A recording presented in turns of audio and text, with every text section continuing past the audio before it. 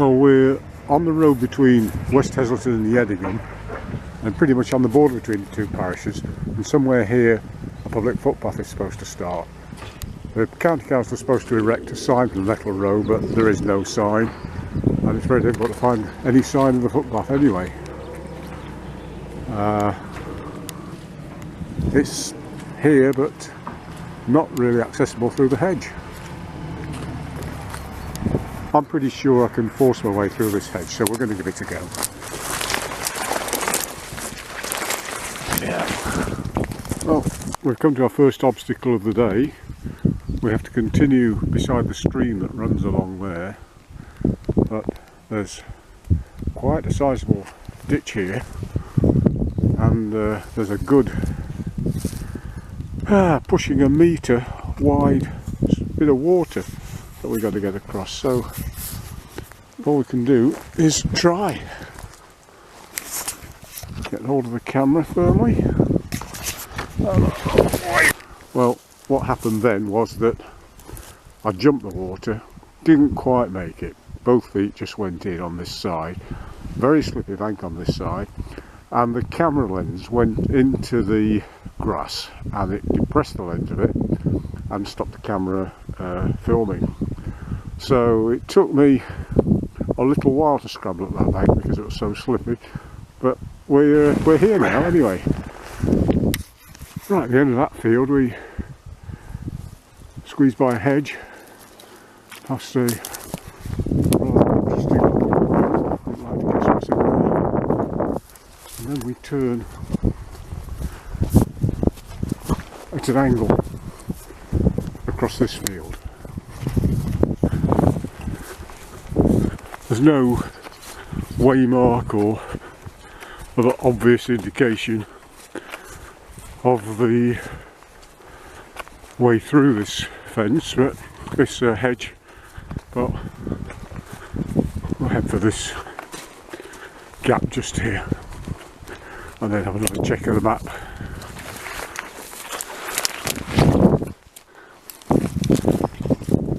Very straightforward walking now around some field edges.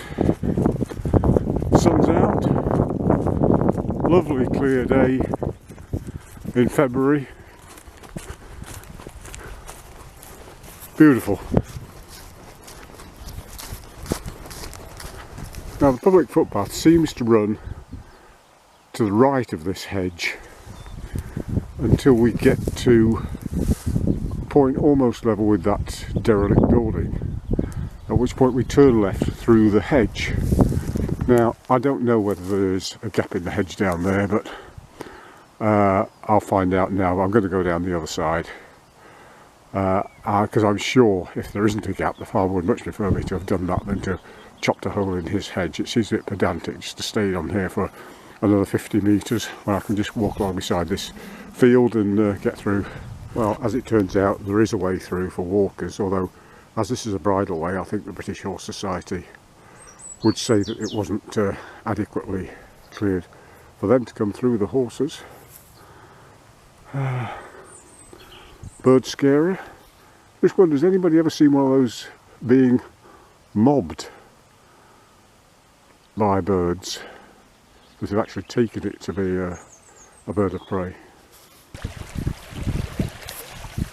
Well, the map says there's a footbridge here. I'm delighted to say, across this dyke, that's absolutely correct. Magnificent bridge actually, obviously made for farm traffic. Sleeper bridge.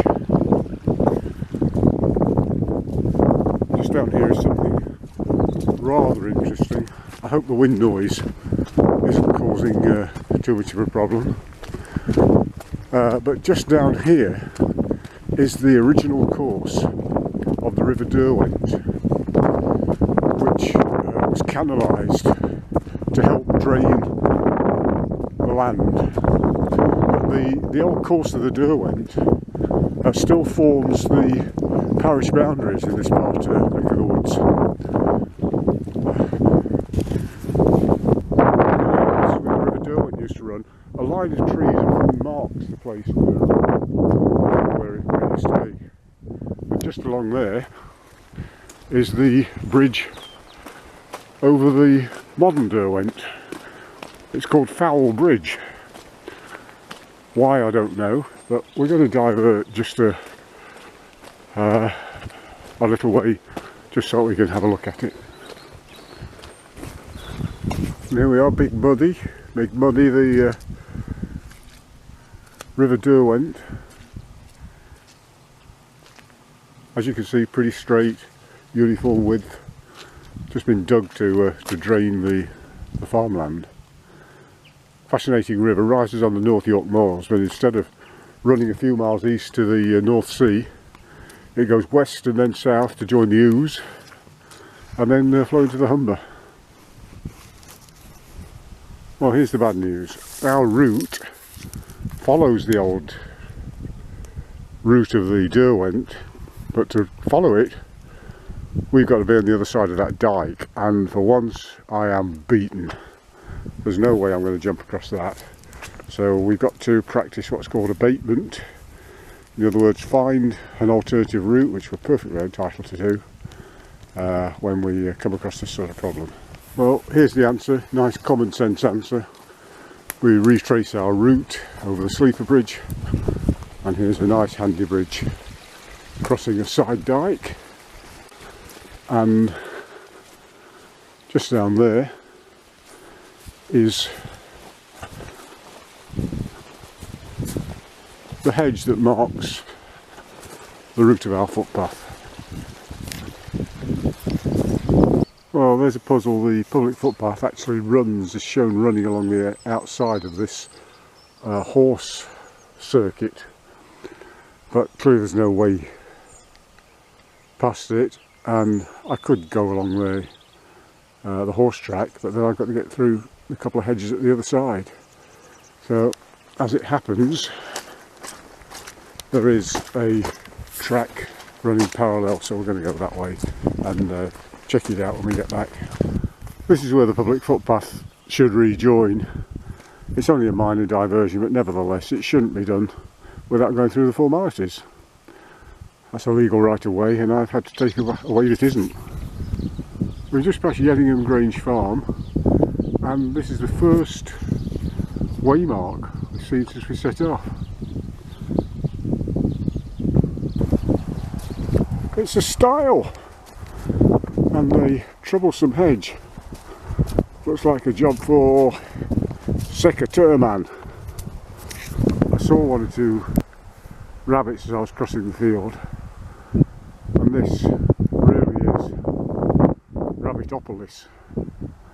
It's a rabbit city. Look at those. This ground must be completely hollow. The waymarking post has rotted through and collapsed here. We'll let the county council know. A bit more secateuring to be done on this stile. Okay, we've crossed Sand Lane.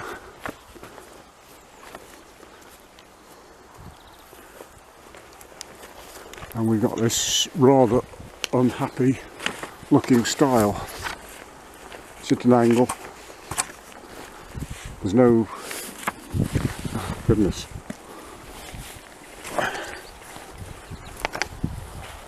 There's no pole to hang on to. And there are 3 strands of wire above it. Well, we started crossing the field from Sand Lane and discovered a new fence obstructing the footpath. It looks as though at some point someone's had the intention of putting some form of stile here, but nothing's happened. As it happens, I'm long-legged enough to, with a stretch, get over. But clearly not satisfactory. When sheep are hungry, they'll follow you or even mob you if you go out in the snow and find them there hungry. When they're not, they just run away.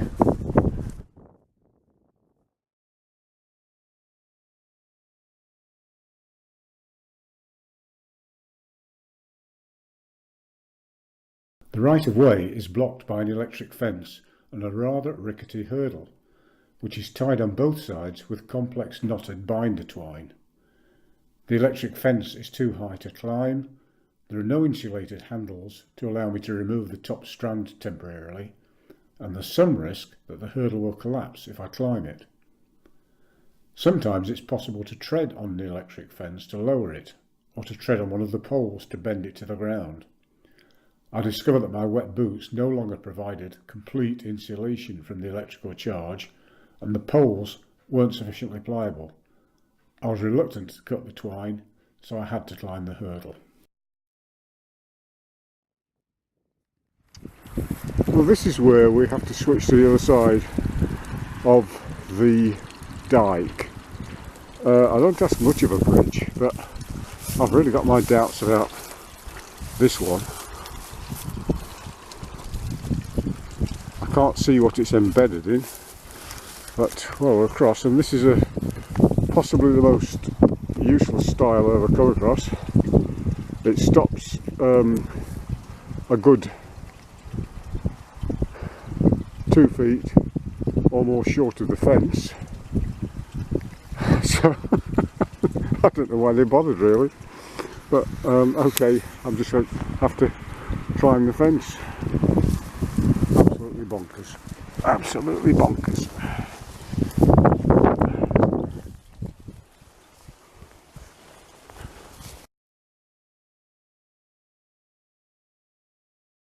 I couldn't leave the hedge as it was, the entrance, the access to this path as it was when we got here, so I got a bit of energy left at the end of the walk, and there is a viable route through now. But I think the next walker will spot.